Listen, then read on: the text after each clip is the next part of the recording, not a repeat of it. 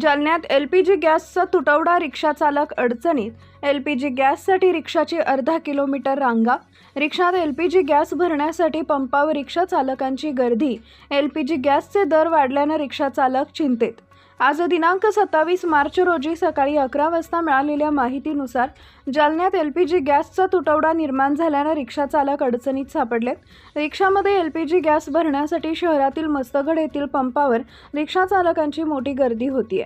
LPG गॅससाठी अर्धा kilometre रिक्षाची रांग लागण्याची पाहायला मिळाली आहे। दरम्यान एलपीजी गॅसच्या दरात वाढ झाल्याने रिक्षा चालकांची चिंता अधिकच वाढली आहे। यापूर्वी 60 रुपये असलेला दर आता वाढून 85 रुपये ते 95 पैशांपर्यंत पोहोचलाय।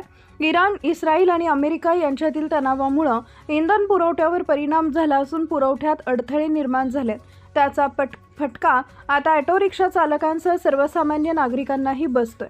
जालना शहरात एलपीजी गॅसचा तुटवडा निर्माण झाल्याने रिक्षा चालकांना तासनतास रांगेत उभे राहून गॅससाठी प्रतीक्षा करावी लागते।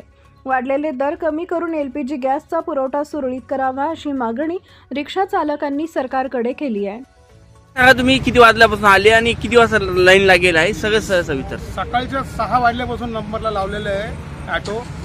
ते बी मम्मादेवीपासून लोटीत इथपर्यंत आलेलं आहे। आता किती वाजले पहा।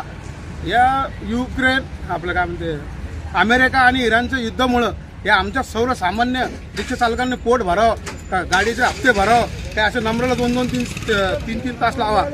सांगा तुम्ही काय करायचं आता। आम्हाला पुरेपूर जो पुरवठा आहे जालना जिल्ह्याचा तो आम्हाला द्यावा। एकच पंप चालू आहे, काय करावं आम्ही रिक्षावाल्यांनी, कसं घर चालावं इतका वेळ घालून।